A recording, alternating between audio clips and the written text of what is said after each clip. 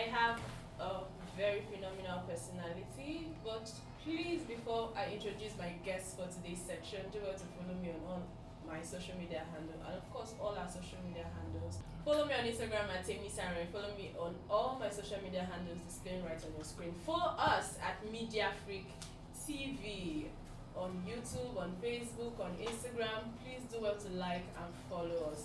Press the share buttons, use the subscribe buttons too. Also do well to leave your comments because we tackle them and they are important and paramount to us because we have to tackle your comments. We have to hear from you what you think about today's segments. This segment will be hosted without you, of course. And also, we'll go on a short break. When we come back, I will be introducing to you a very important personality with me here at the Gossip Parlor.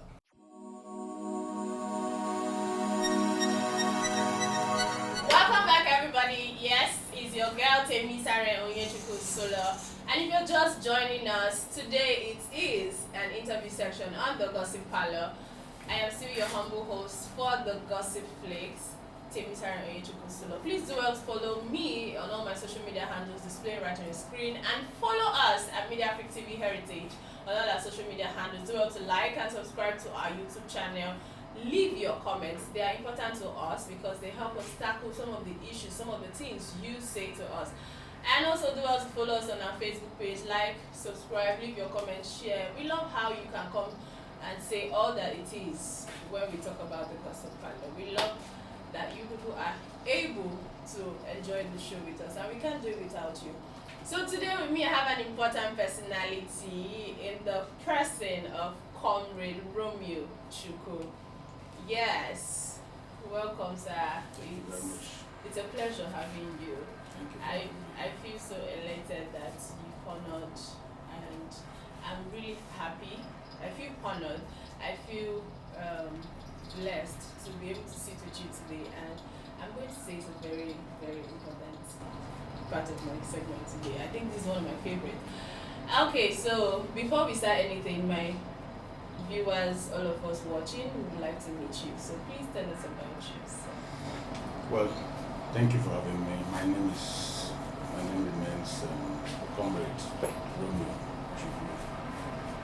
I'm a man of many parts.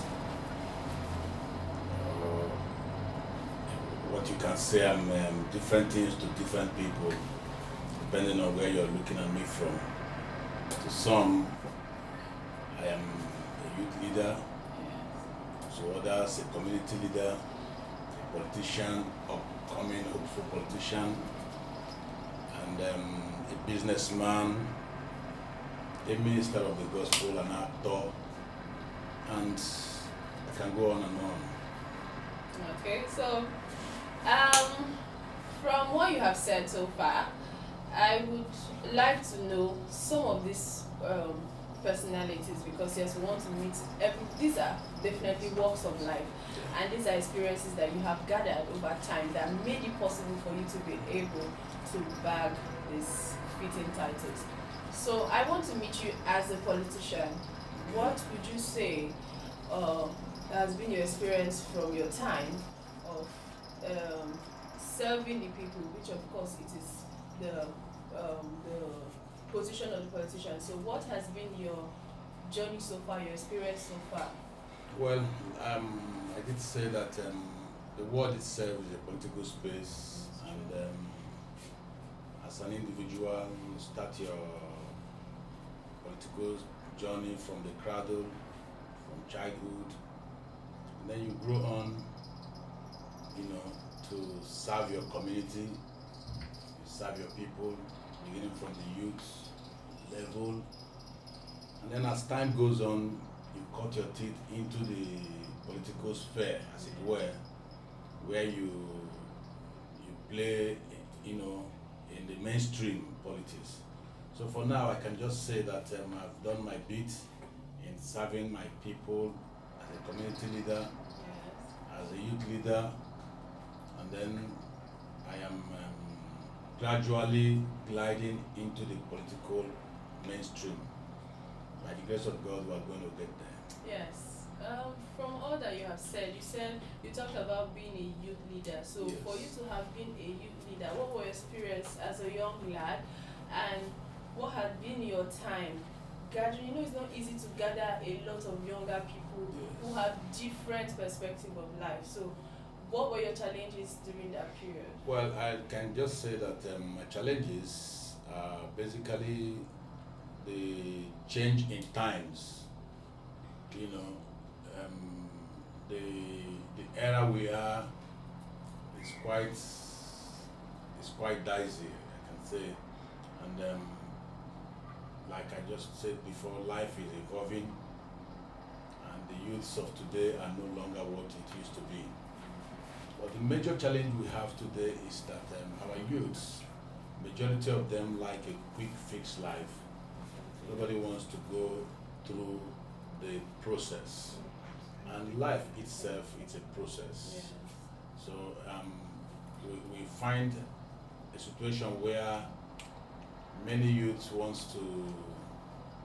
they have this, mentality in quote, that everything just comes like a snap.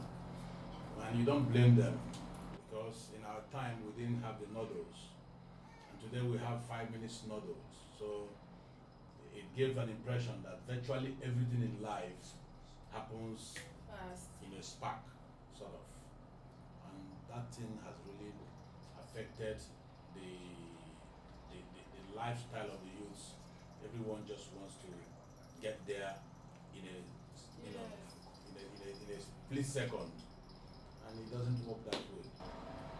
Okay, yes, we have heard from you, sir, what it is for your life, your experience as per how being a political leader has made you see that, okay, the youth are getting it wrong, wanting to make it at the snap of the finger. Now, this brings me to my next question. Your life as a businessman, everybody loves money, we all know that, and so we want to venture into to make that happen. So what is your advice to people who want to go into maybe entrepreneurship, business? So depending on what your experience has been as a business person, what is the solution? Well, I would like to say that there was a tradition that is gradually going into extinction, and that tradition is the tradition of apprenticeship. Oh. For you to venture into anything, you just have to learn your ropes, Yes. and you have to start somewhere. Basically, as a child, I grew up, doing a lot of businesses, even though I did it like a house job, Okay. And then you grow up and you began to develop that, passion Serious.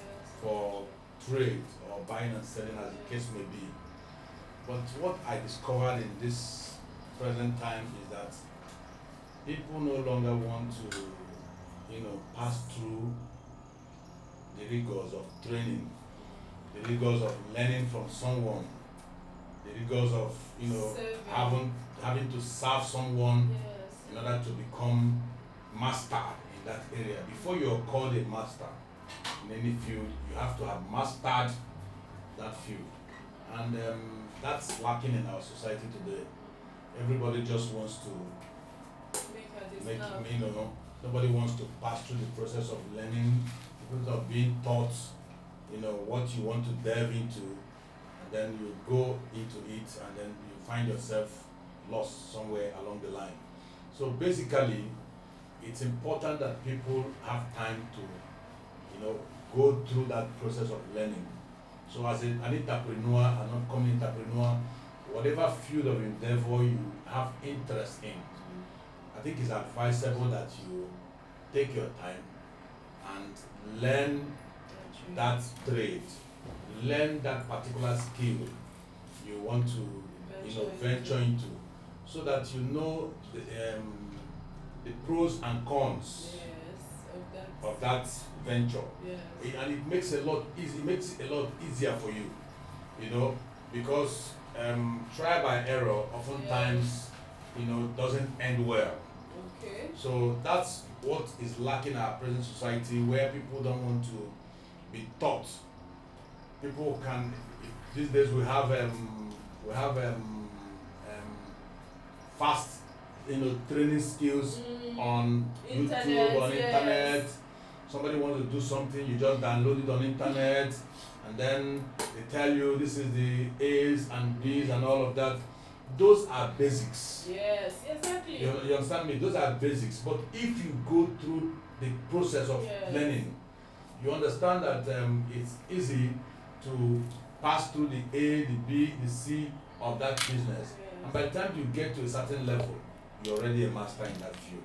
So I think that we should go back to that era where people pass through mentorship, where people pass through training on whatever they want to be like. Virtually every field, both in politics, in sports, in virtually every field of endeavor, mentorship and some kind of training is required. And this brings me to, you talked about mentorship. A lot of people have actually failed, and they are pushing so fast that they think they can succeed, because like what you said, it helps you cut your losses in time. So if this person failed because of this thing, you are not failing because you have already seen firsthand that this your master went this way. Exactly. And you might fail if you go the same way. But because you have served, you have helped them in that procedure, it makes it easier for the procedure to go through. So I like the fact that yes, apprenticeship is dying these days. Let's be frank, our viewers. Apprenticeship is dying these days, and people just want to make it quickly. So I think this is becoming more of a problem. So I don't know. I want to ask her, whose fault would this be? Is it because the youth have grown so well that they can make decisions on their own, or the fact that the elders are keeping quiet a lot of times and allow some certain things to go? One of the basic reasons for this decline, or what would I say now? This decline, if you like, in apprenticeship is that most people have had sad experiences. Where mentors end up becoming tormentors. Exactly. And then, it's discouraging that one would give, a very huge part of your life to be taught, only for you to end up being, confused, and even end up, if not killed. Do you understand? So, in time past, it was a process that both the one who is teaching and the one who is taught knows that there's a very happy end. But these days, at one point, it got to a point where people pass through those trainings, and after when it gets to the time that you should benefit from it, it just ends up without any kind of settlement. So it's very discouraging, and it has brought the youth to a place where everyone wants to be a mentor for himself, for others. And I wonder how you can mentor someone if you didn't pass through mentorship. I don't know if you're getting me now. So it's very complex, because people have not been given the privilege to reap from what that proteges as it were. Those people who were trained were not given the privilege to reap that training. And so I think it's a two-way thing. The ones who are supposed to be mentored and the mentors need to find a balance. They need to strike a balance where people give in their time and they get benefited from it.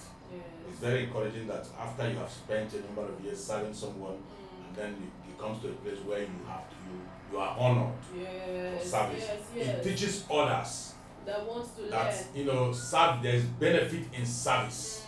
But a situation where after you have finished serving, the person finds one story, to downgrade you, pull you down, destroy your image for nothing. All they want to do is just so that they don't compensate you for those number of years. It's very discouraging, and that is one of the reasons why today people find it difficult to dig themselves in for mentorship or for apprenticeship. Yes. Okay, thank you so much for this elaboration. And maybe with time we'll maybe find people who will do better, who will make it take out their time and see the sadness that is or the bad things that are happening in these days and just take pity on the generations, because a lot of knowledges are going. Honestly. And Sad. we are coming out without knowing some of these things that are past. Exactly. There are some herbal things, minor things that will save Exactly.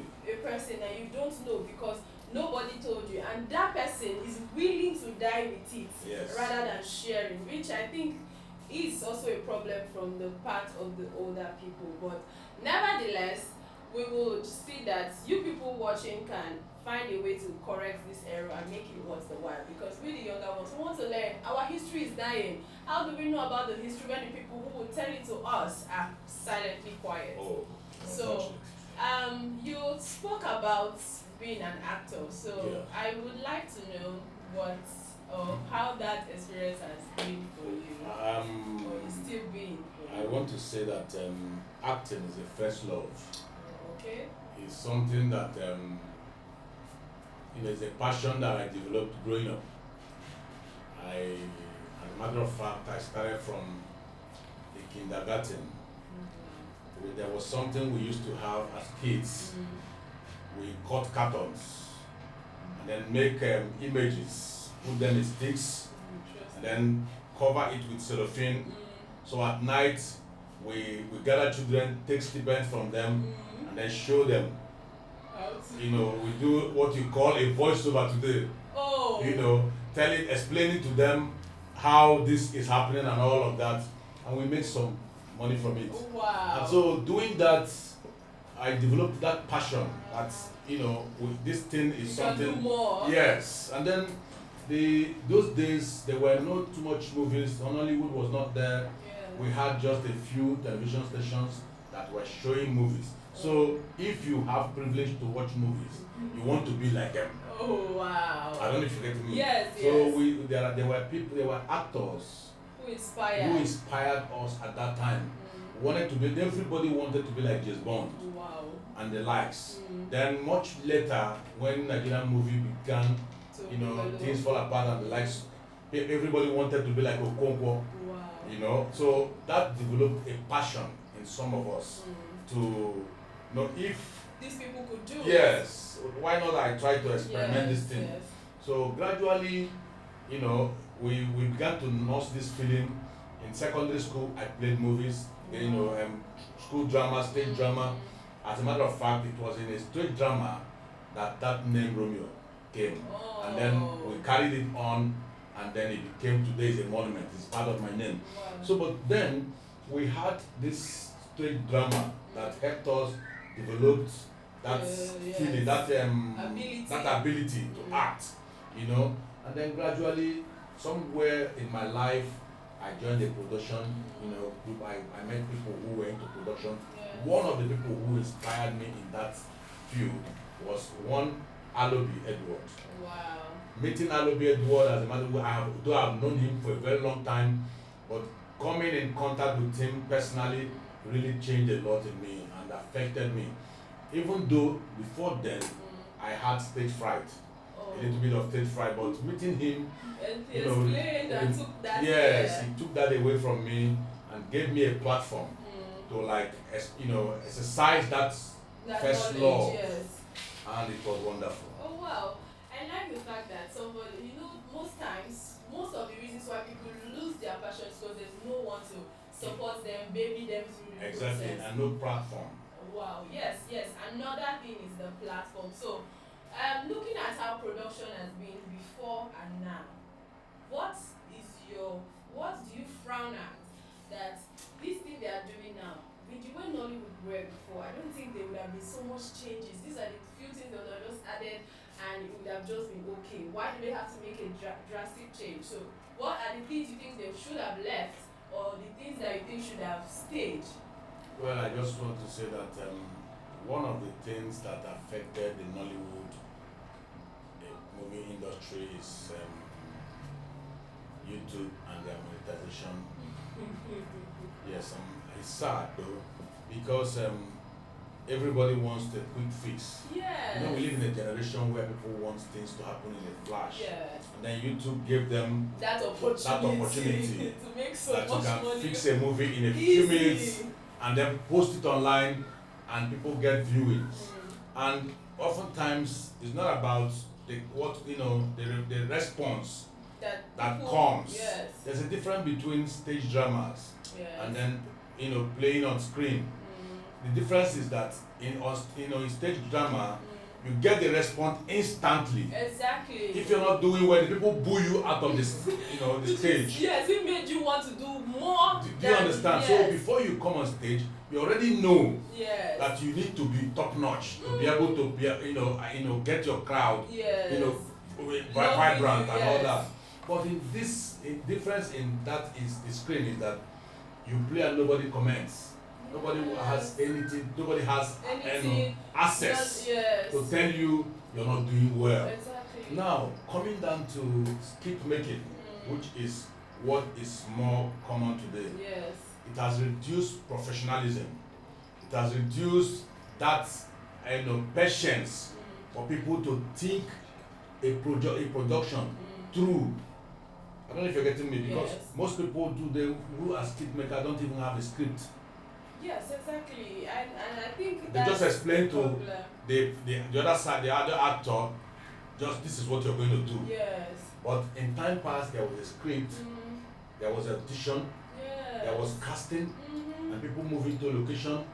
People give their time, yes, exactly. intellect to be able to cook a movie, as it were. Yes. But today you have a situation where some youths use their phones to cook a movie, and I wonder how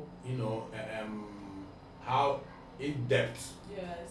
A movie that was cooked within a split second it doesn't hold much water. Yes. So that's on one side. Then the second thing is that you see a situation today where people are telling an African story yes. with an Indian costume. Okay. Okay. That's very sad. It's honestly very sad. The costuming today it really needs to be looked into. Okay. People need to, the costume need to, there has to be a connection yes. between the storyline and what the person is wearing. What you're wearing. Yes. You can't be talking about Okonkwo and he's wearing a Ghanaian costume. Exactly. You can't be talking about someone in Nigeria with a Nigerian name, yes. Chimobi, yes. and the likes of them, and they are wearing Ghanaian costumes. It doesn't really make sense. And then Africans need to tell our story. Exactly. There's a lot to tell about Africa. Yes. There's a lot to tell about our people, our culture, our marriage, our food, our background, yes. our tradition, our everything about Africa is a story.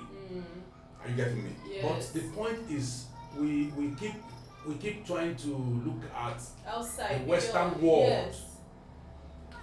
The Western world. So most times you see the actors and actresses, their dressing does not portray who we are. Yes. Africans have a dress code. We have our pattern of living.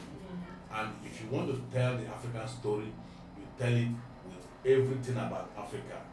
Our food, our dressing, the way we behave. We have our own behavior. Yes, exactly. Africans have a behavior. There's a way we look at our worldview, as it were. Yes, yes. But it's not the same as the West.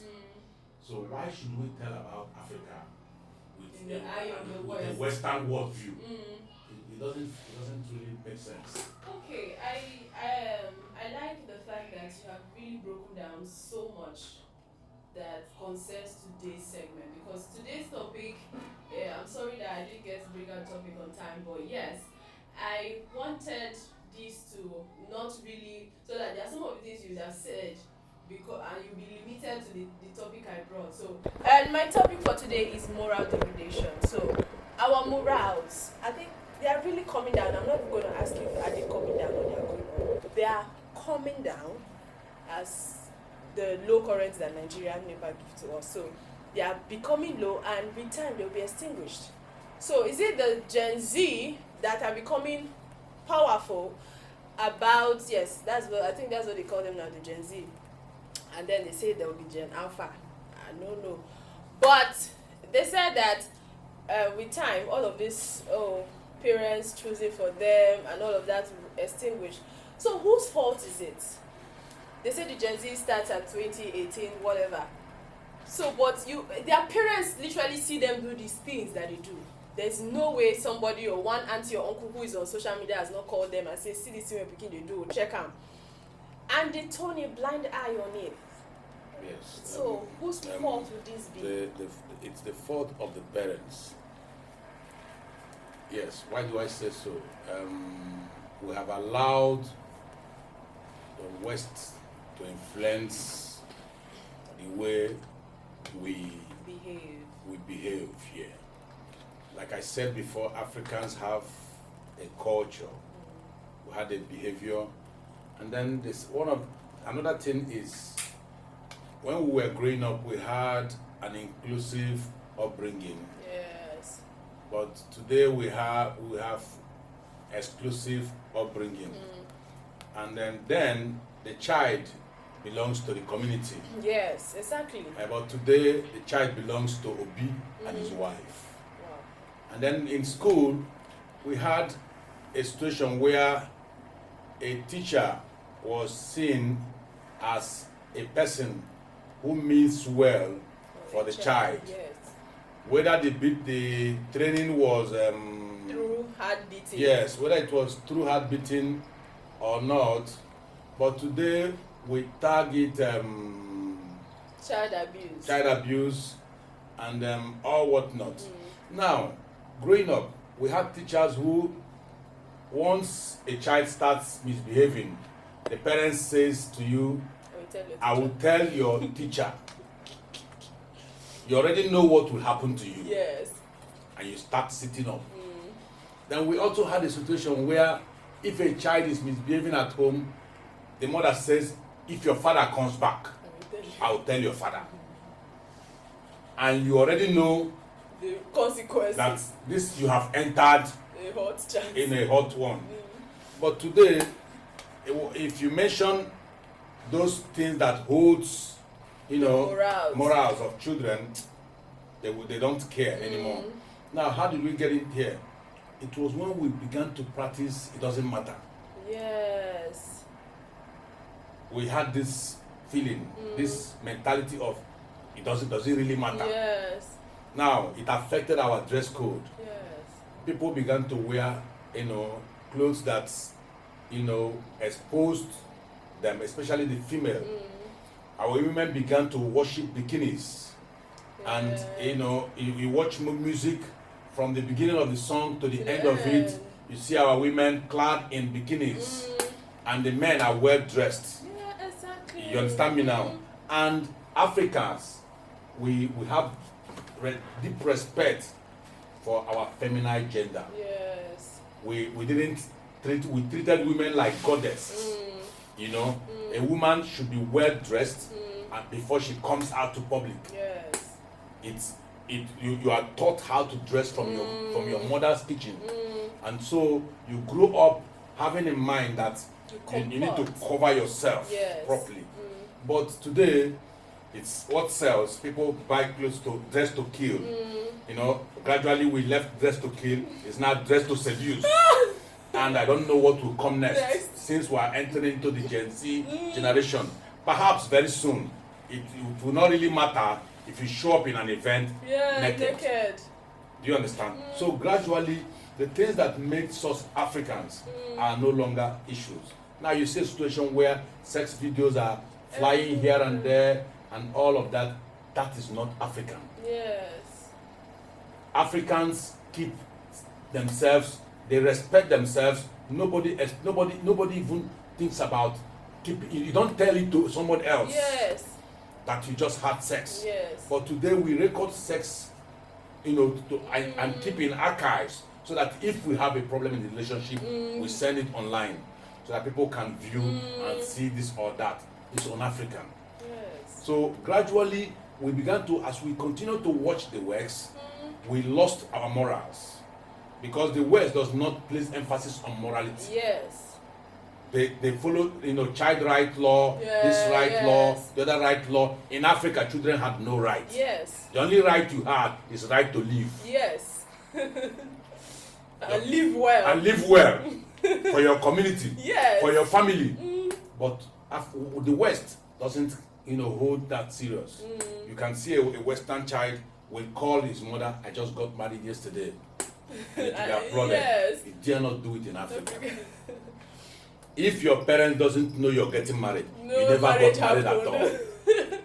So gradually, we allowed the West to influence the way we live our lives, the things we do, our dress code, our culture and our tradition. As a matter of fact, right now, our culture is gradually going into extinction.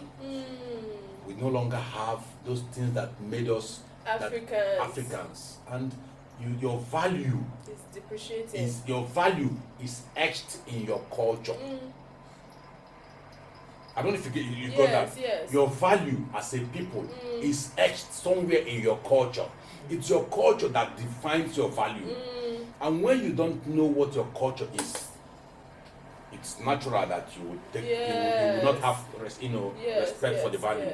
And so gradually we lost it. But I believe that with time, with this kind of enlightenment and reawakening, Africans will come to that. If we pause that Gen Z generation, Africans will come to that realization that we are not West. Yes. We are Africans. Yes. Even if you go to the street of London, Los Angeles, and all of that, you will come back to Africa. Yes. Like the white used to see us, that Africa is like a small village. Yes. Whenever they talk about Africa, they talk about Africa like a community. We are actually a community. In the sense that everyone was concerned about everyone. Each other, yes. I was concerned about each other. The way you dress, the way you look, yes. the way someone can actually call the son of the other person to say, go back home and change this thing you're wearing. Exactly. But gradually, it's dying. Nobody cares anymore. And I wonder what will happen in the nearest future if we continue the way we're going now. Well, I think these topics like this are some of the things people are afraid to talk about for the fact of to avoid being attacked. Being dragged. According to what they say, to avoid being dragged. Yes. Please drag me like the smallest generator in the world. I appreciate it. So this is just to remind you, it's for your own good, it's for your own benefits, because with time, most of our values are dying. Okay, I saw a movie, The Woman King, and that movie alone told us a lot about the Dahomey people, how they lived their life, how they had the battle with the Bini people, and who triumphed. So that alone awakened another sense of African in us, our history. We have stories like Chinua Achebe, the Lion Heart. There's a lot of stories to be told about Africa. Yes, and these stories tell us a lot about ourselves. So if we continue in this angles, in this line, we will not lose it. No, not at all. And the people who are topping the charts these days are the ones that even tell the African stories the more. Africans needs to be heard. Yes.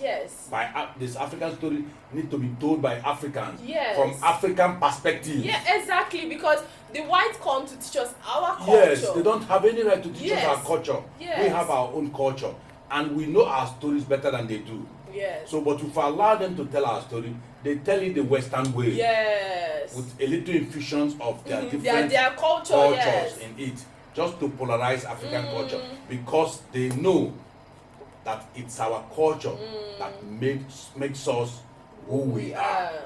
We are envied by the whites, but gradually that is eroding. Yes. Oh well, I think we should go back to the Chimamanda Adichie era, the Wole Soyinka era, the Chinua Achebe era. These people made a stand for the Nigerian story, and I want to hear a lot of Nigerian stories, and I'm happy to sit in your cloak today and hear a lot from this segment. I'm happy that I get to hear firsthand.